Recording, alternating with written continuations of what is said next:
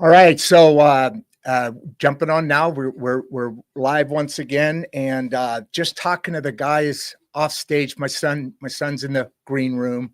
I like saying that, and so is Noah. And he and we were all chit chatting back there a minute ago, and I've been really excited about this episode because it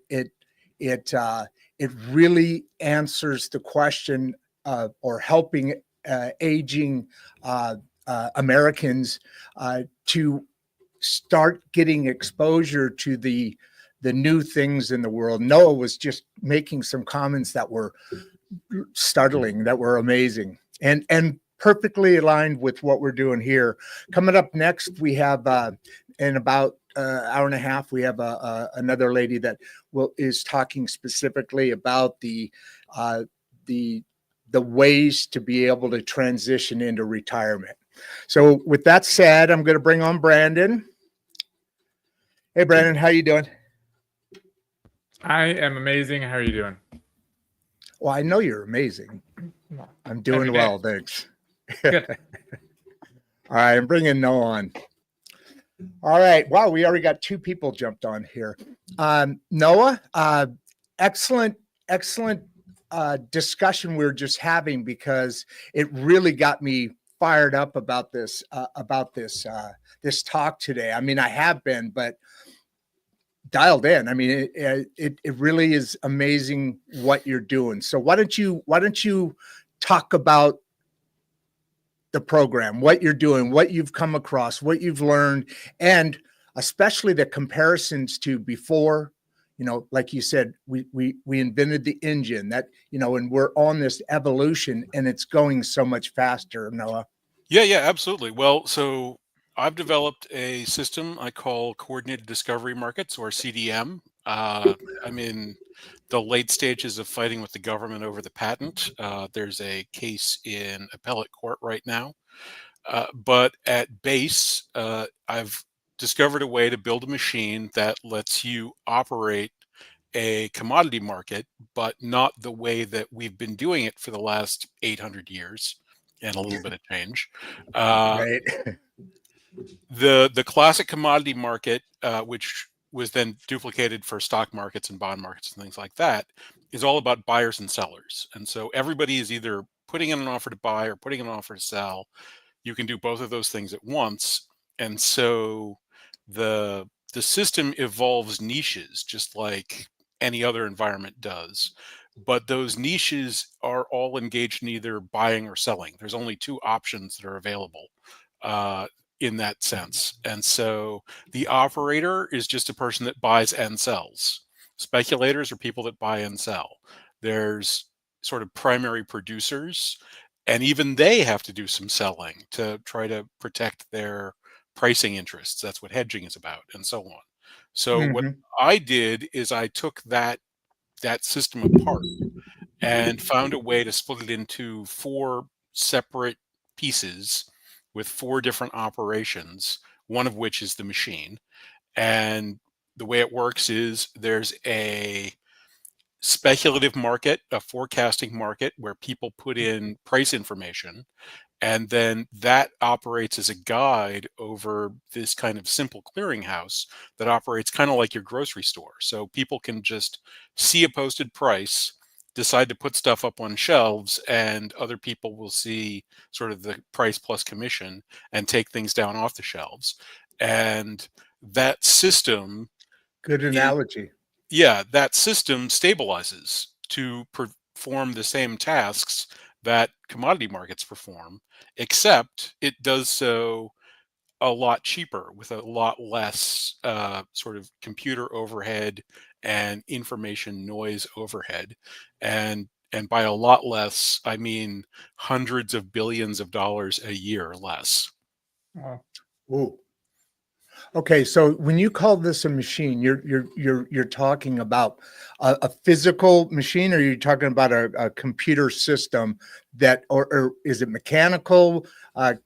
Kind of dig a little deeper. Let's go into different layers. Sure. Here. So the answer is yes.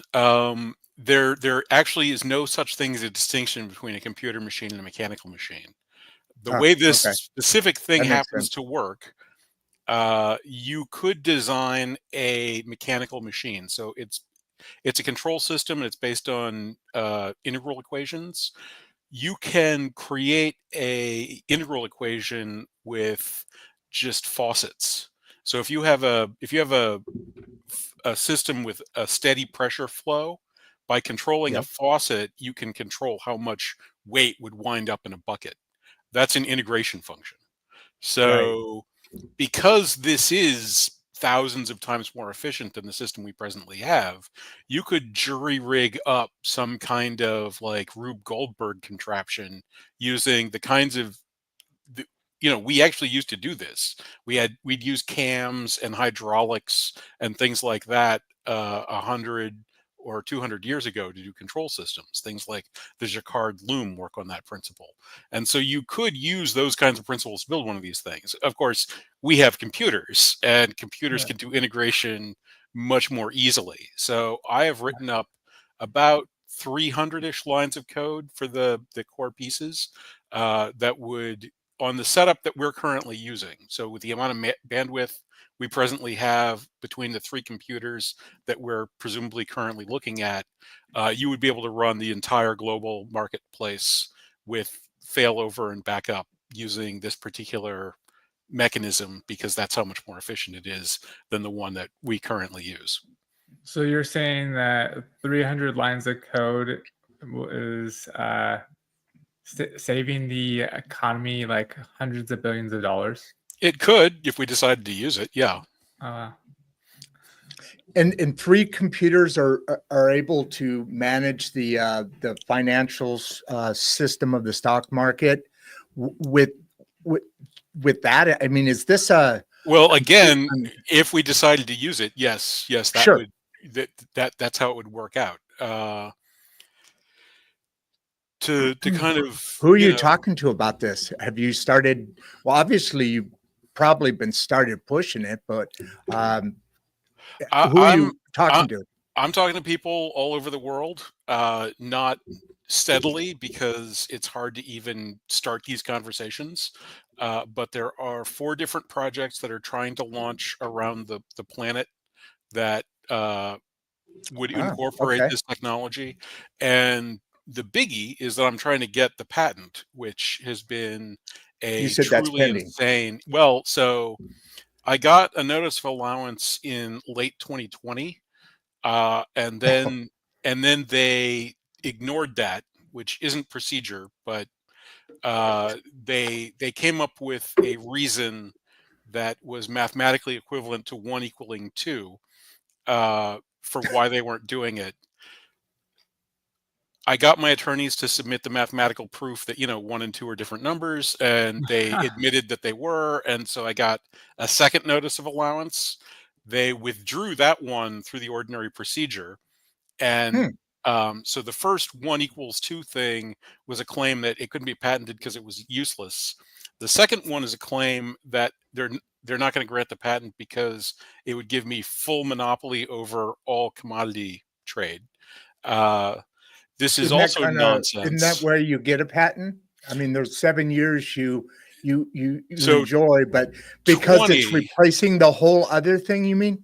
well, 20, yes. So you do get a monopoly on what you are patenting. What they're claiming is that Yes. I wrote it broadly enough so that it incorporates the existing commodity space and economics in general. Everything, every action you get a Yeah. little skin on. No, this doesn't hold up any water because, number one, the stuff that they're objecting to is actually the language that they dictated to not mean what they said, and also you're not allowed to patent things. There's prior art, and they attached several different examples of markets that presently exist, and we again mathematically distinguish what I'm doing from every kind of market transaction that's ever been known in all of human history, and everything that could be imagined by anybody aware of those things. There's something called the Lange patent. Lange, I'm not exactly sure how to pronounce it, but they patented every parimutuel game that they could imagine, and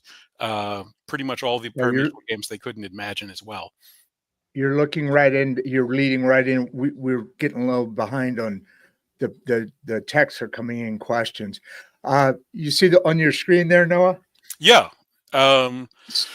So I think game theory is going to be absolutely critical for future economic systems. I used it to kind of create the inspiration for discovering that this machine could exist. And Can I interrupt real quick? One adder. Brandon, I almost guarantee knows what you're talking about, and a lot of the people in the audience don't. But we have people. It's the whole. Sure, What is absolutely. game theory? So game theory, I say this every time. Game theory is the most flippantly named thing in the history of mankind.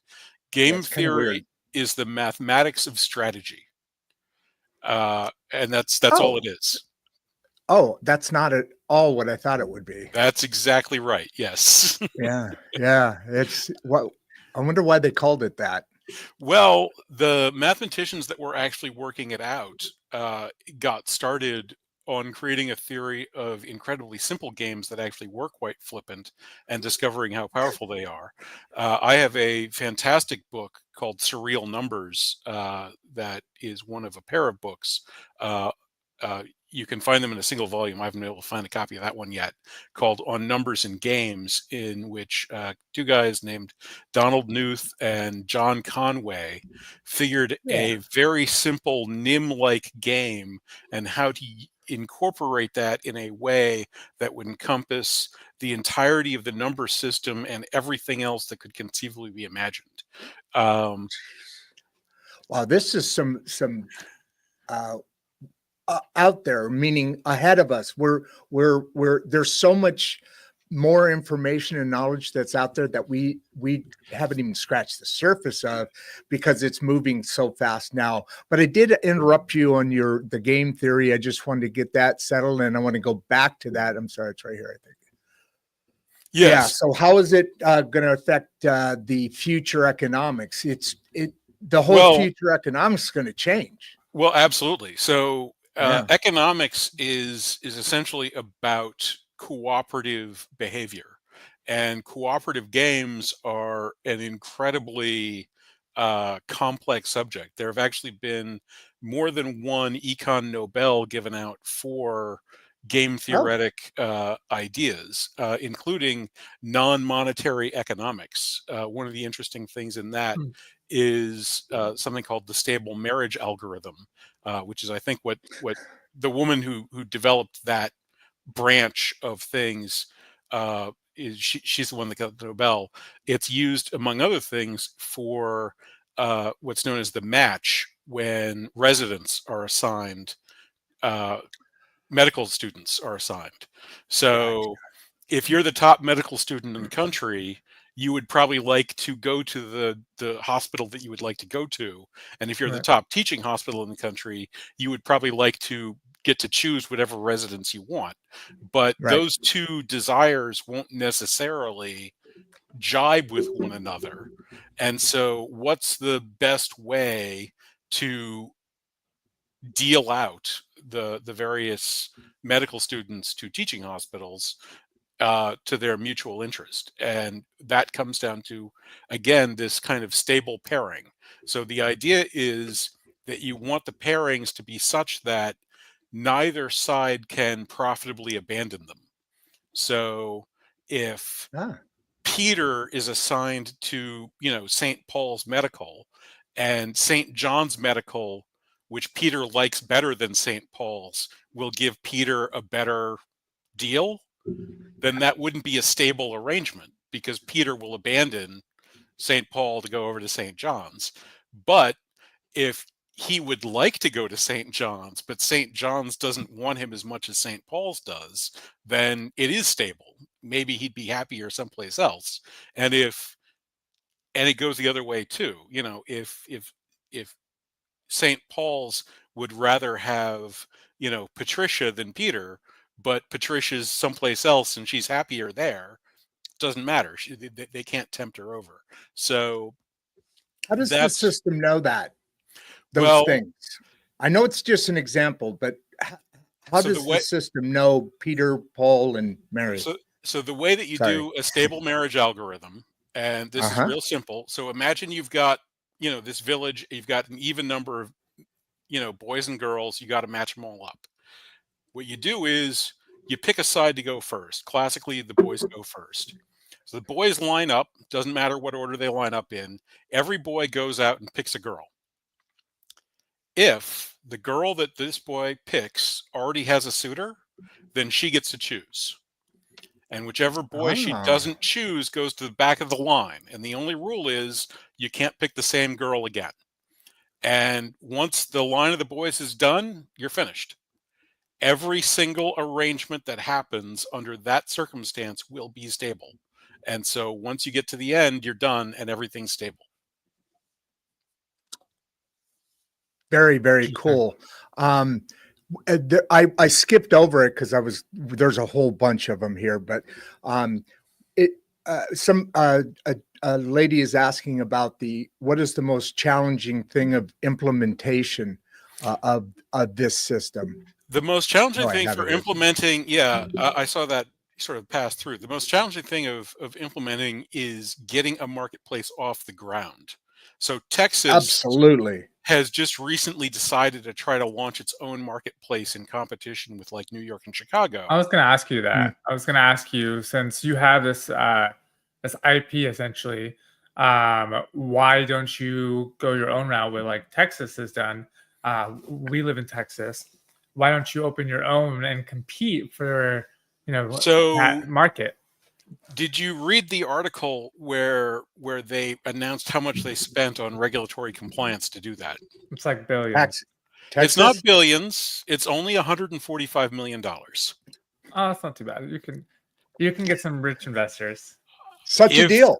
If some rich investors would to become the wealthiest human beings who have ever existed, barring any description that anybody's ever had, then I'd be perfectly happy to make that happen for them. Why don't you take it to like a company like BlackRock or like one of these huge companies who control those kind of markets? I am attempting to come to them, but here's the trick. I don't own any IP until a patent is granted, because that's not how IP works. Right. So patent pending doesn't work in that? Patent pending is not the same thing as a patent. So the door is closed unless that patent exists. And so that's the only reason I'm putting myself through all this crap with the patent office. And now, as I said, it's now in federal court. It sounds like when you're ever completely overhauling something or changing it that others have power with, like the electric battle it back in the past, people would do anything in their power to not allow that to happen. Cars, same thing. Early on, they tried to cars in this country specifically had a major patent issue. Exactly. And Henry Ford, one of the less well publicized factors of his, there was a thing called the Selton patent that was owned by the largest buggy whip manufacturer. They had bought it, and they interpreted the Selton patent to mean that they owned the patent on any sort of mechanical vehicle, essentially. And Henry Ford's backers gave him so much money, he was actually able to take that to the Supreme Court and break the Selden patent. And if the court had chosen the other way, we wouldn't know what Fords are, because they would not legally been allowed to go into production. Okay, I got your solution. I figured it out. Perfect. So he's quick. So crypto, there is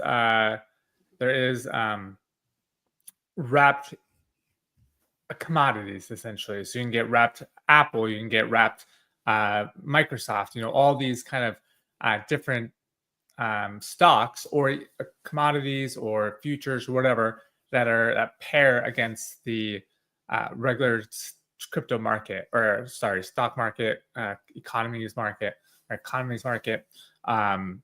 Anything.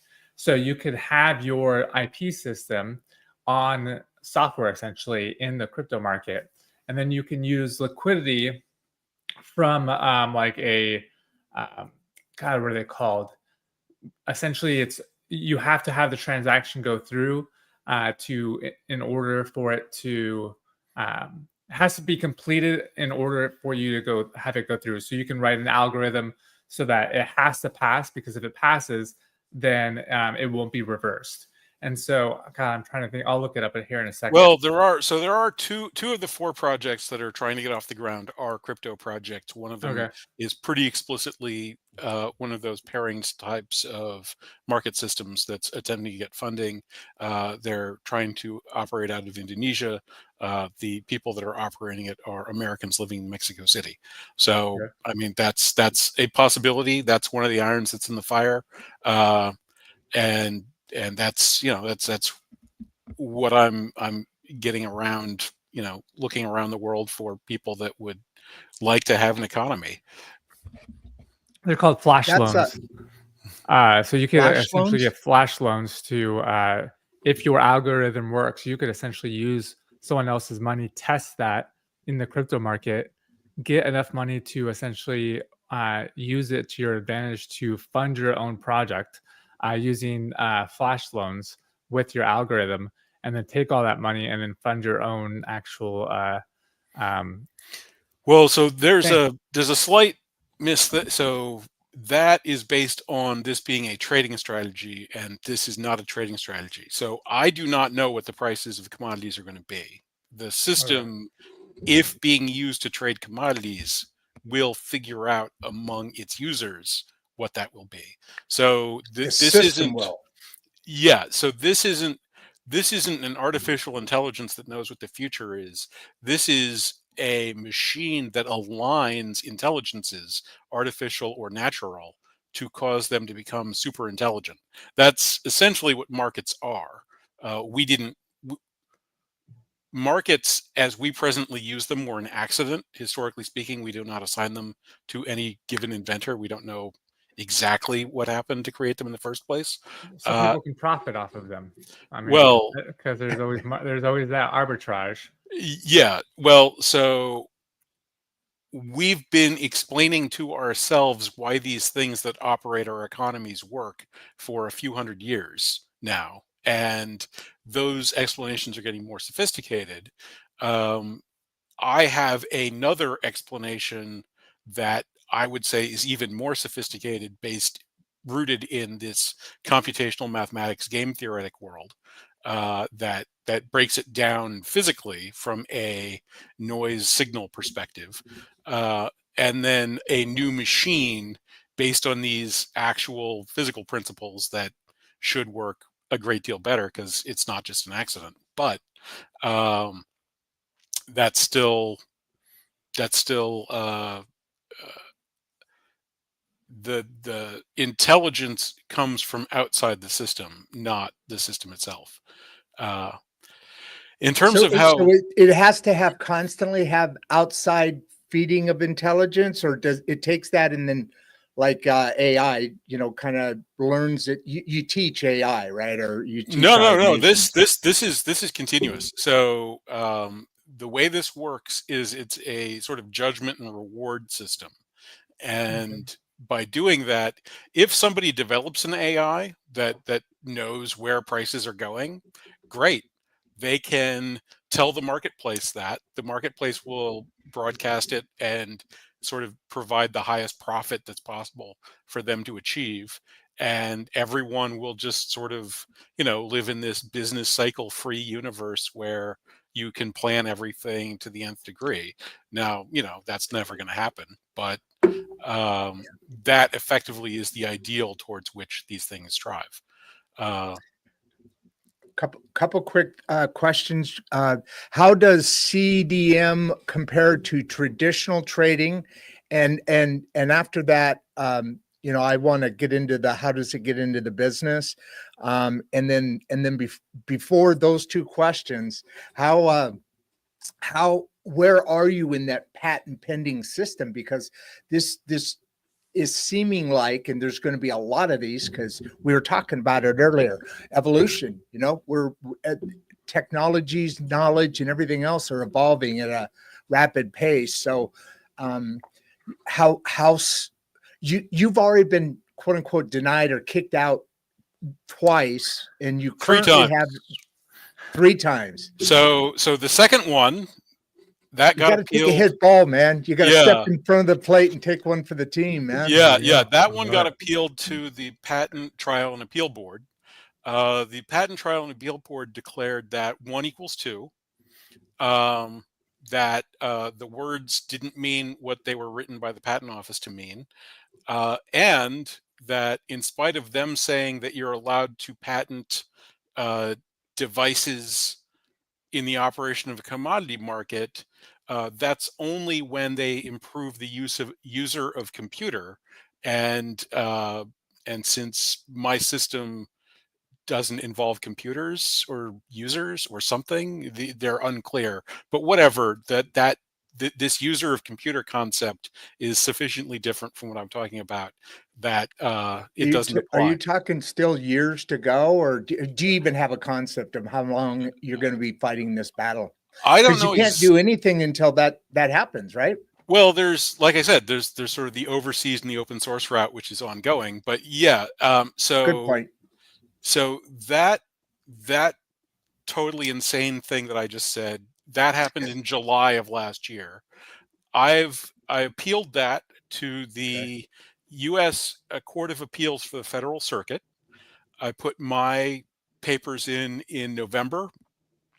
They got a 1-month extension, so they got their case filed in early January, and I just filed mine. I screwed up, and it was a little too long, and so I had to take something out, and I just filed the correction yesterday, and so Congratulations. it is now going to be assigned to a panel of judges that will get to decide whether or not 1 equals 2, and that whether or not the federal government has the right to lie about reality, and pretty much that's what. Yeah, the patent office's position is that the federal government is allowed to lie and obfuscate in all cases whenever they feel like it, and do whatever they want regardless of laws or rules. Or at least the patent office is allowed to do those things. And I think I set out reasons why that isn't true. I think that those reasons are pretty good because they declared that they were meritless, and consequently, they didn't even have to address them. So they provided zero counter arguments for anything that I said. I have no idea how a judge will take any of this stuff, let alone 3. But that should happen reasonably rapidly, and this is pretty much the last step, because this is the second highest court in the country. The only step after this one is the Supreme Court. So Yeah. and that would have to be a pretty crazy tale. Who knows where that would wind up, but that's where things are right now. So, Well, I'm glad it's going along, pushing along at least, right? Yeah, it's been pretty stressful, all things considered. I've run out of money on that one, so I'm doing this particular case pro se, which means that the arguments, my attorneys are much more polite about things like, hey, you're declaring that 1 equals 2, but I don't really have it in me at this point.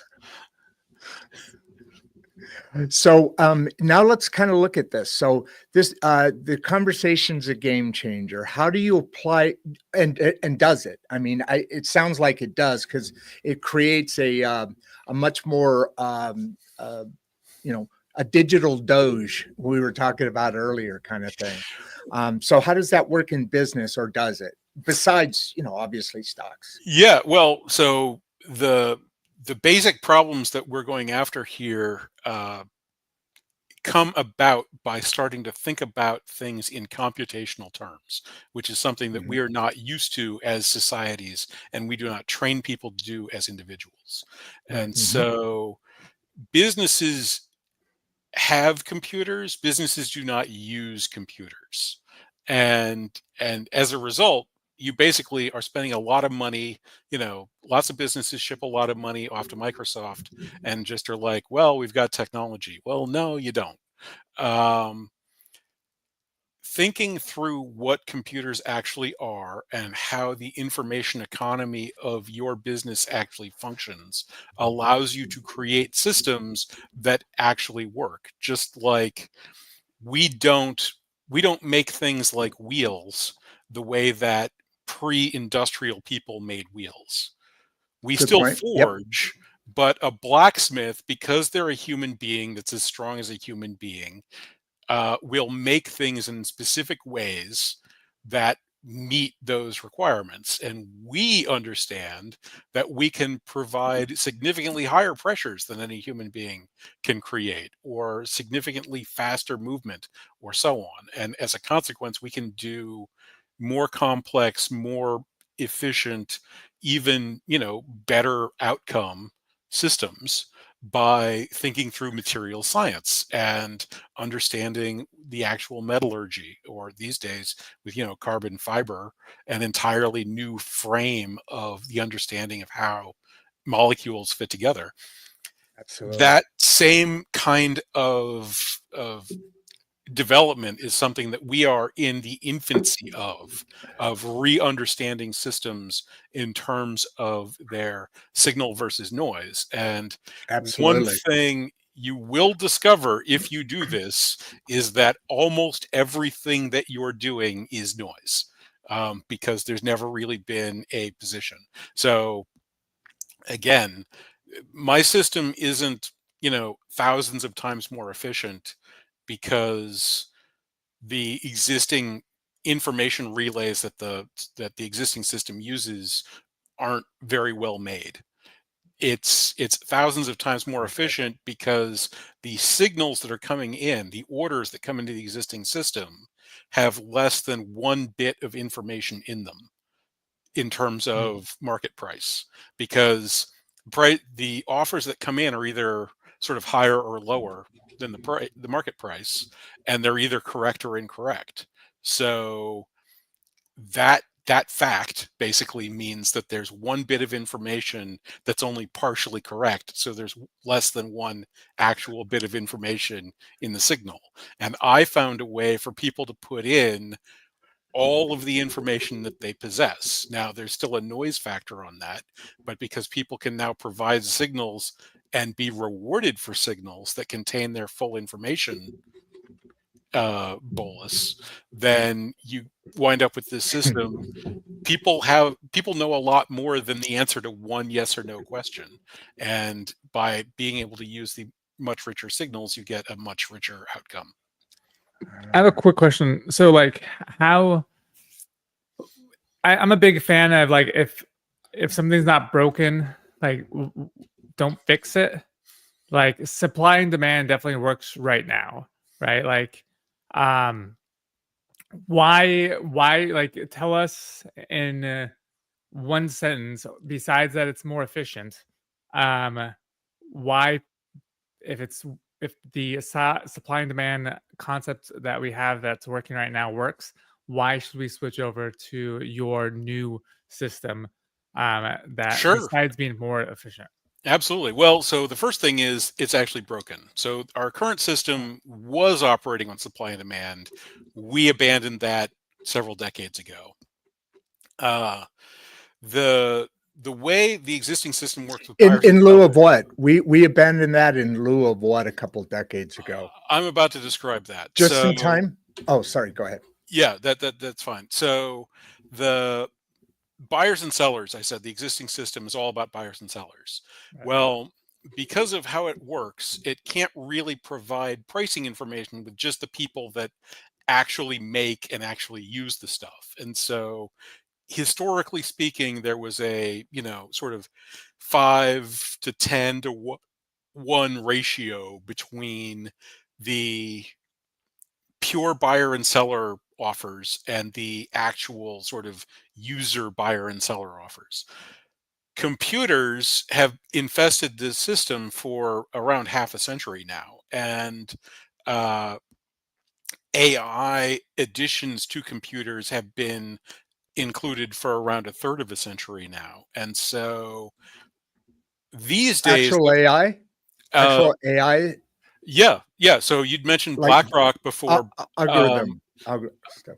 Yeah, so BlackRock actually used the same kind of algorithmic, structure that we're currently using for things like ChatGPT to develop new ideas around trading, called Aladdin, and they were publicizing that in the mid 2000s.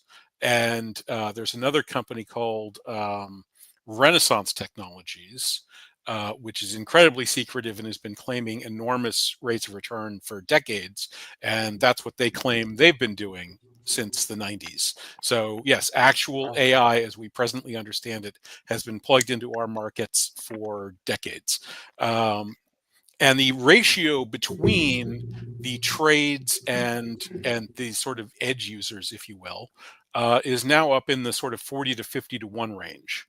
And the ratio between trades and offers is also blown out enormously.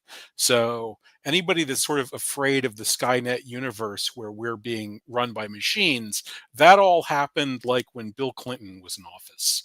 Like we've been operating on a global economy that's run by machines for quite some time.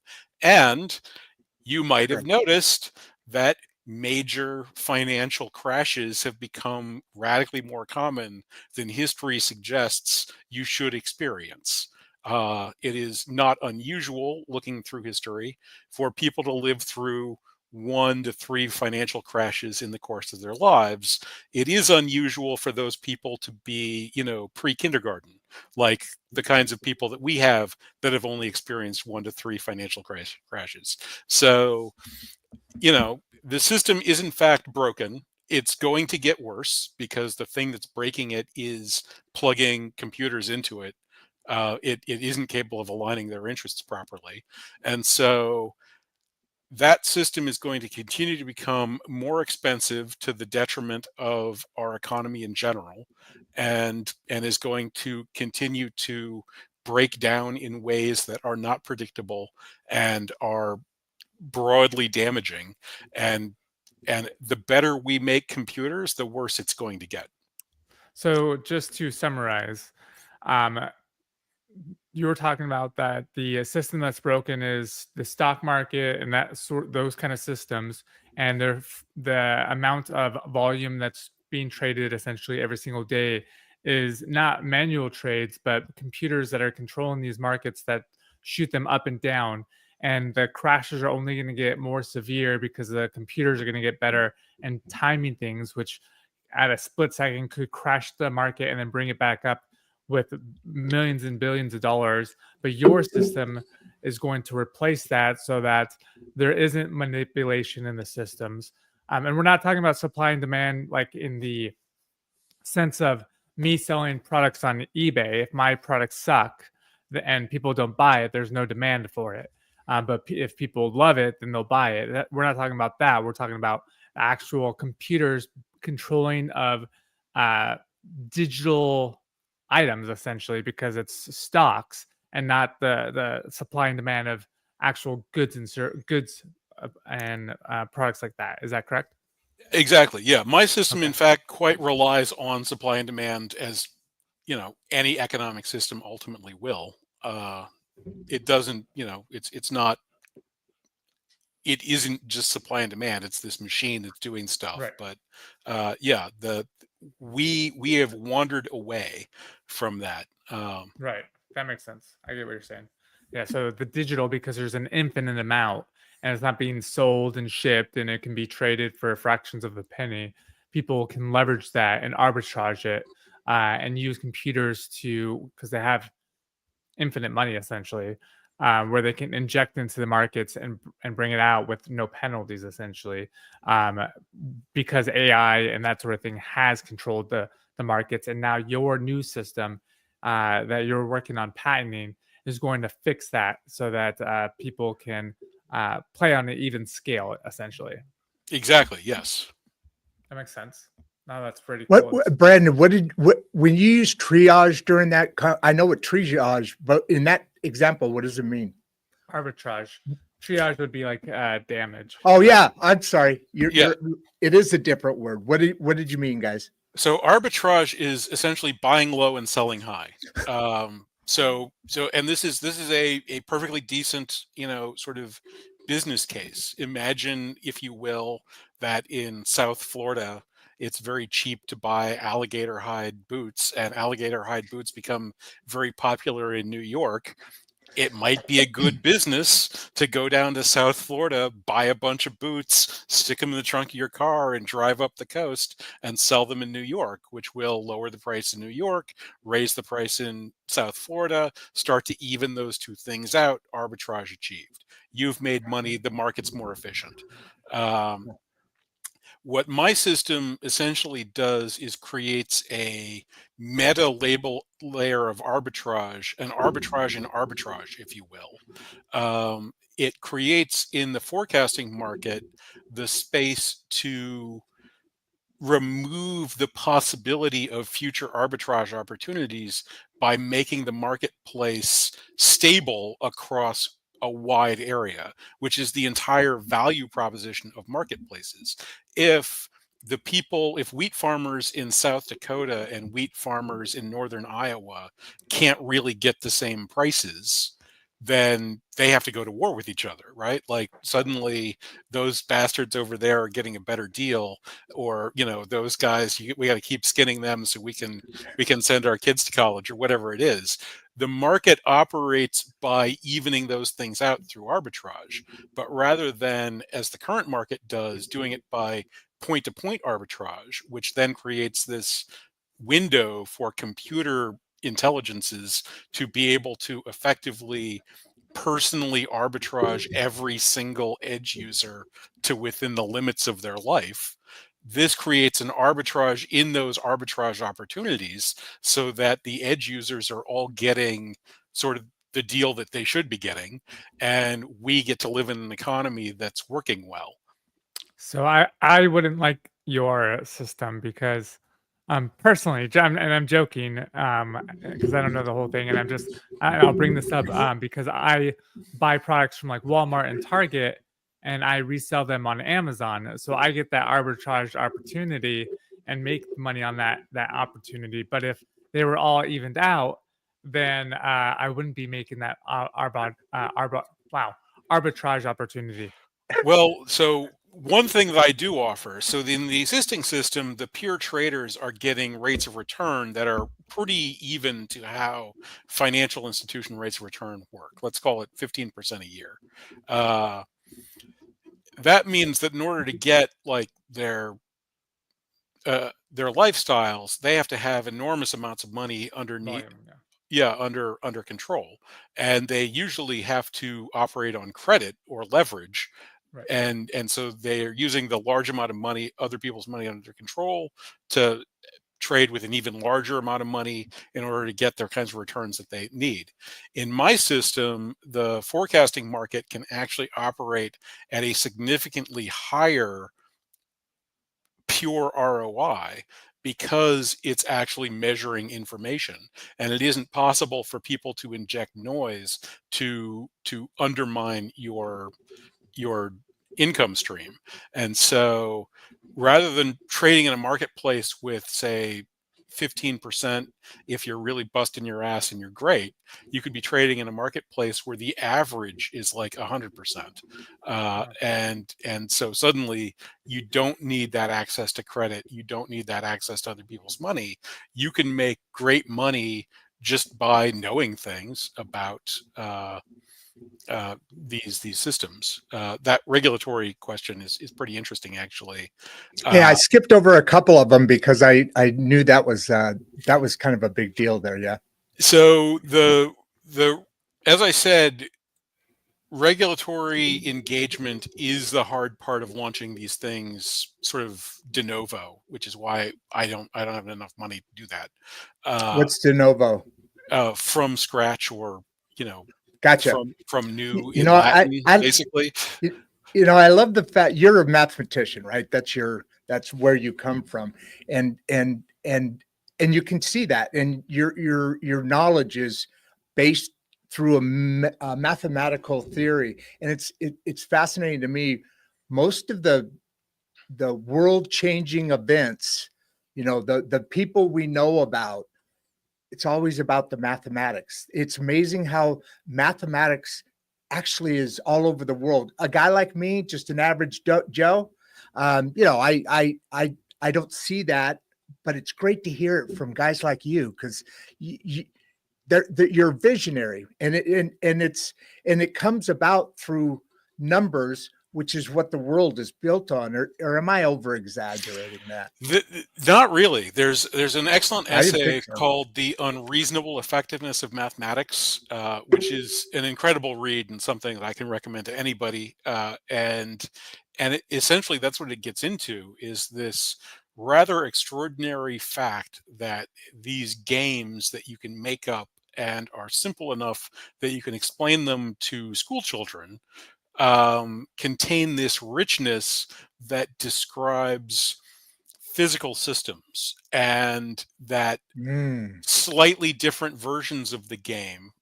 So, like, if we were thinking about painting, for example, and I figure out how to paint, and I've got like 3 different paint colors, and I teach you how to paint, but you don't have access to the same paints that I have, and you have like 4 other different paint colors, I might not even be able to teach you how to do that. Like I'm like, now, paint a purple line. Maybe there's no purple available with like the tubes you've got. So, yep. but Roman numerals and Arabic numerals and geometric extents and all of these different concepts of quantity always add up to the same number, no matter what. And that doesn't work in poetry, for example.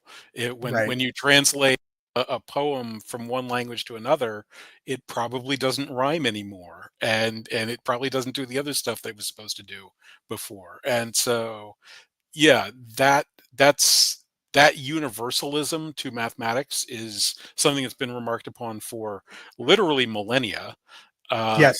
and it's I mean, it's a that's where really big most of deal. our Yeah. advances, that's where most of our civilization and There, economic advances all come through. Have to. Yes, yeah, there is hope out there for the non-mathematicians. There's a guy named Does Faraday. this system, yeah, does Not so this much. This system, is this is this is. I had to use mathematics to come up with this, but there's yeah, no doubt.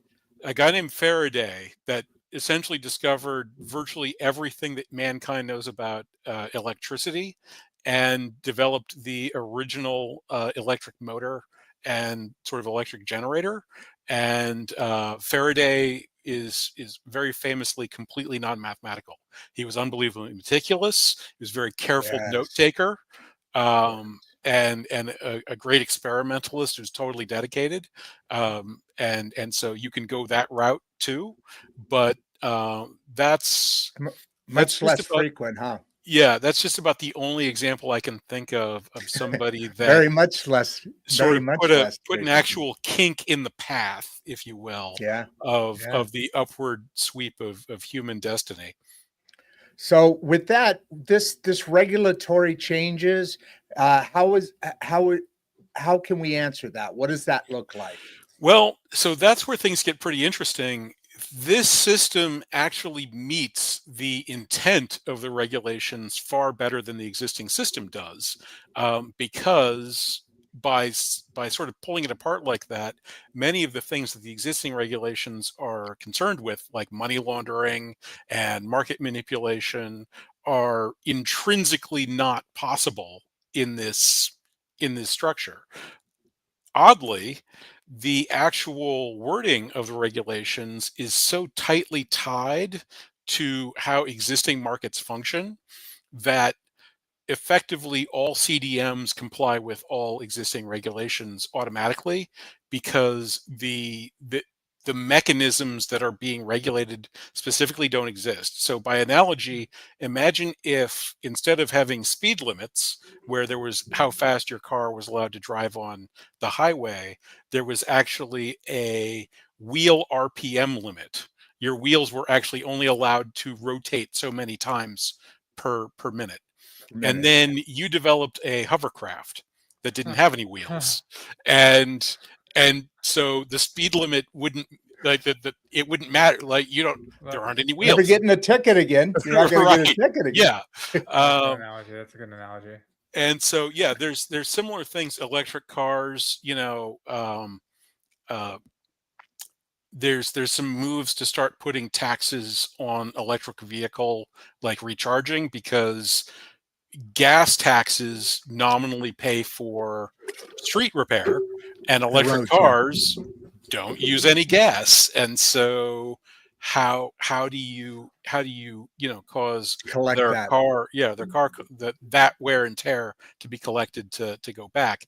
It's a similar kind of thing where you're just stepping completely outside the system. And so that's the potential for regulatory change. But strictly speaking, it isn't necessary, because the things that the regulations are actually concerned with stop existing as issues in CDM. So does this, you mentioned you can't do money I mean, over the last 10 years, the banking regulations have become nuts. I mean, they're just, you can't even, there's certain banks I can't even take cash and deposit it in somebody's account.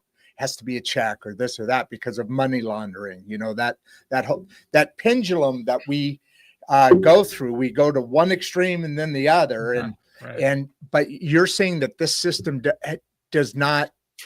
So in a CDM, in a CDM, the only party that's capable of directing a money flow to a designated other party is the operator themselves. And the operator has this machine that's doing it for them. And the machine works by publishing a complete self-audit of its operation, which can be replicated post hoc by anybody that cares to take a look at the data stream and figure out whether or not you did what you said you were going to do in the first place. So if the operator steps in and puts a thumb on the scale, anybody that cares to look will be able to see that they did that. And since they're the only person that can do that, they would be immediately culpable for having done so. And since nobody else has any power to direct such a thing, if you were to attempt to put money in, let's say you wanted to use a CDM to move money to your son, your money would in fact get spread across the entire CDM. So if you're in a marketplace with 1,000 participants, about 1 penny out of every $10 that you put in to funnel your son would get to him, and the other $9.99 would go to everybody else. And that's not a particularly effective way to launder money. No, not at all. I get that. That makes sense. And Brandon, don't expect any money coming through really quick here anytime soon. I'm not going there. So as far as the biggest misconception, I think we kind of touched on it a little bit, but we jumped off. It's been really fascinating talking to you about all these different, this is a whole new world for me. I know younger generations can connect with the way the world's going. I have to catch up, right? So what is the biggest misconception? It's sort of hard to say. Economics is this kind of bizarre hybrid of a self-built soft science that has pretensions to being a hard science. I'd say probably the biggest fault in modern economics is the decision of economists to earn money. Economists, to a greater extent, from my point of view, seem to be serving as the apologists for those who are presently successful in our society. And I see that. It's certainly possible that some of the people that are successful in our society have done something that is valuable. However, we happen to know for a fact that we are quite wrong about an enormous number of fundamental ideas that underpin our systems. So quite aside from, the existence of CDM, an example I like to trot out is that we have markets that use a conception of time for fairness, of first come, first serve. And we have GPS, which uses a conception of time based on Einstein of space and time having interrelated relativistic, reality. One of these things is in like a billion pockets around the world and is used to give people turn-by-turn directions to places they've never been to before. And one of these operates the entire global economy, is responsible for basically all of the food, shelter, clothing, and money that everybody has. We know that the conception of time that the second one of those systems is based on is false, and we've known it since World War I, when we sent an expedition down to look at the sun and confirm that Einstein was right about E equals mc squared. So that's a little alarming that we know Yeah. for a fact that the thing that we use to make the system that makes everybody money work doesn't conform to how the physical universe we actually occupy actually functions. It's And all connected. economics holds itself as not a mathematical discipline, not a physical discipline, not an engineering discipline, but as some sort of hybrid that has the pretensions and ownership of those successes of those disciplines, but is actually some kind of philosophy / journalism, / marketing department for whatever is currently working. And whatever is currently working probably doesn't have a lot of future, particularly if you're looking at No how way. quickly things are changing in the news right Exactly. now. Well, I think we're coming up. Brendan, do you have any other questions? And I've got to take care of some things and let you guys off stage here in a little bit. But closing comments, guys. This has been. It's one of those things that you get exposed to, and you have more questions than answers. Because Right. there's so much. There's so We much don't to know, go. we Anyway, don't Brendan, know. go ahead. No, I don't have any other questions. It's just like you said, way over my head. It was fascinating, some of the things you were saying. So I know you have your closing remarks that I look forward to at the end of every episode. So I'll let you head out. All right. Anything you got for us there, buddy? Me? Well, Yes. yeah. You're now my buddy because you're so freaking smart, man. Well, thank you. You make up for my lacking. I'm going to call you buddy forever, man. Go ahead. Awesome. Well, if you do have more questions and you're interested, I'd love to come back and have another chat with you. This was a lot of fun. And for everybody in the audience, sorry for the questions we missed. If you'd like to hear more from me, reach out, noahphealy@yahoo.com. I usually answer. You want to put that in your you want to put that in your chat as well at some point here. Yeah. I've got a box. I'll just drop the whole perfect.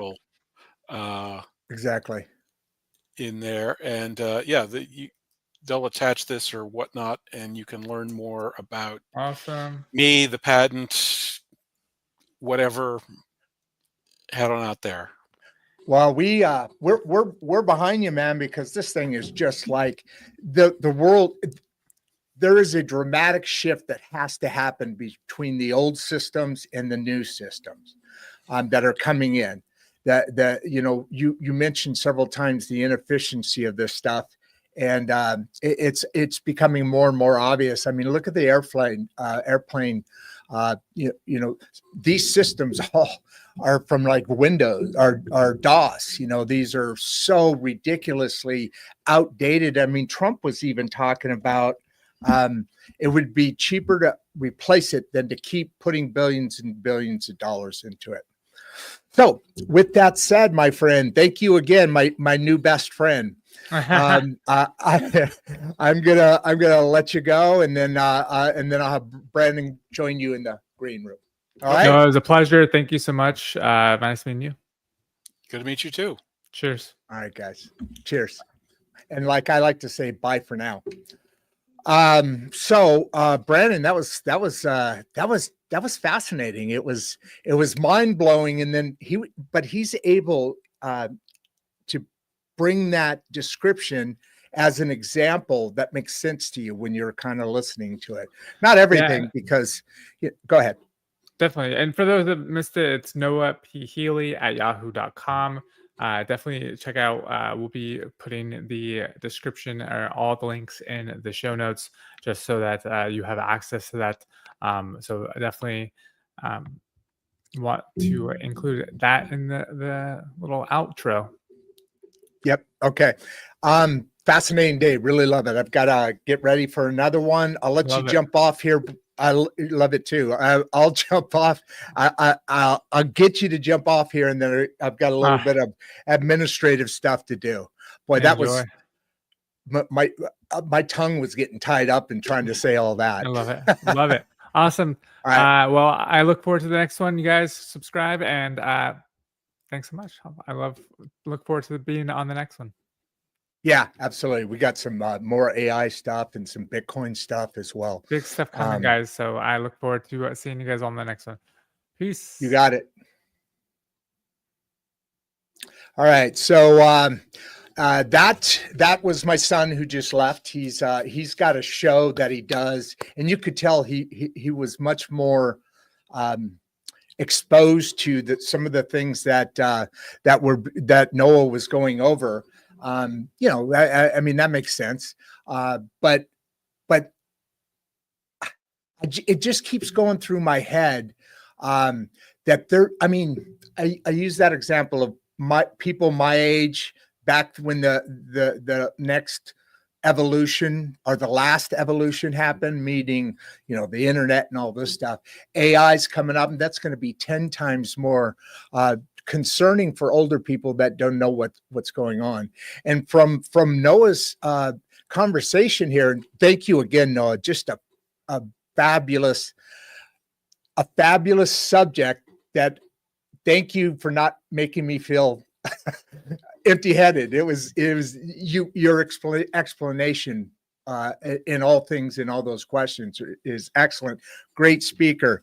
But I can't help but think that this next evolution is going to be way different than just simply the internet happening or the car engine happening or flying into space. I always say this, and I bet you Noah would agree with me. I don't know how old you are, Noah, but if you ever saw the cartoon The Jetsons, which is when I was a kid, the Jetsons are coming. Basically life in I think then it was 2020, I think maybe. But anyway, very soon we're going to be doing that. Flying cars and everything else. So get ready, folks. Noah, make sure and put your data in here. I'm about ready to sign off. Wait, here's a private. Hold on, who's that? Oh, okay. I'll send it out here in a second. Okay, Noah. You sent it directly to me. I don't know how to move it over though. Huh. What? Let me try this. Let's see how savvy I am. Let's see how smart I am. And if I can be in the room next time when Noah's around. Media assets, comments. Here, this should be it, right? Sorry, all you hundreds of people that are standing there doing nothing. But that's part of the charm of the show, isn't it?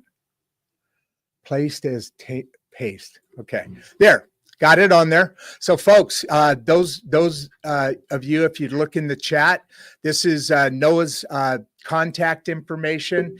And Noah, just type in your email address too, if you would, in that chat. Hold on, I'm going to bring it on for a second. I don't usually do this, but hey, what was your email address again?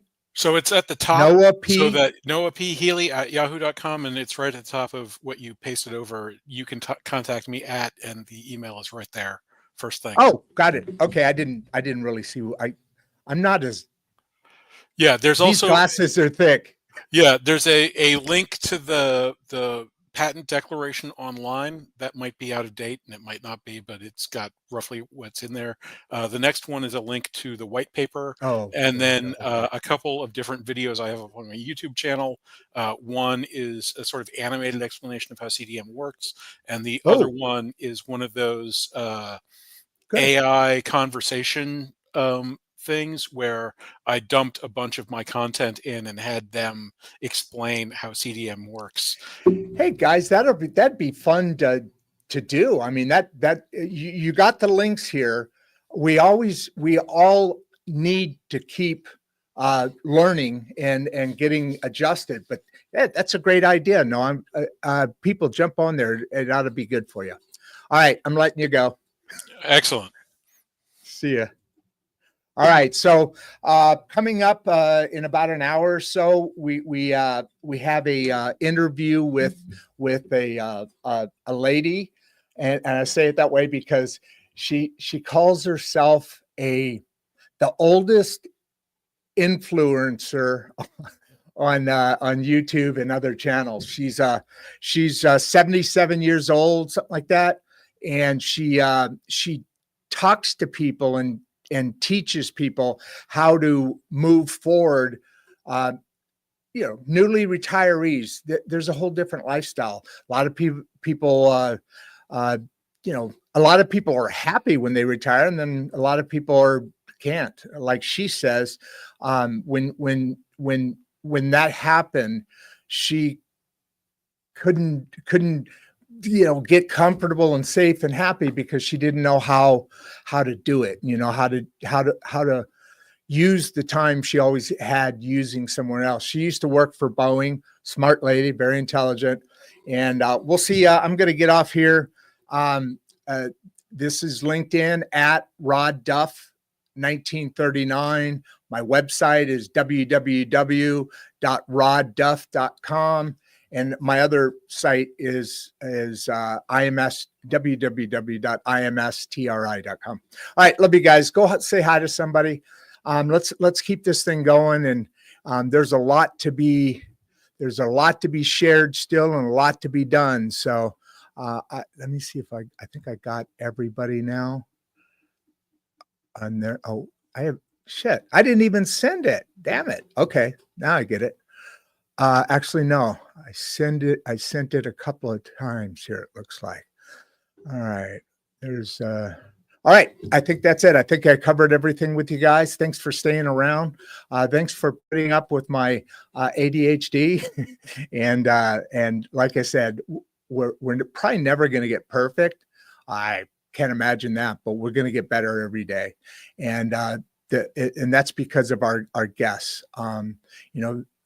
The technology, a lot of people are now calling us up, and I have a booking called Matchmaker FM, and people are going on there and hit me up on my social media. So the topics are going to keep coming and get better and better in each one, or as good, equal, separate but equal as the topics we're doing now. So with that, I'm going to let you all go. See you in an hour or so. I don't remember exactly, but love you. As I always say, love you. Wave to somebody, create a vibe that's better when you enter a space than that space was, that vibe on that space was before.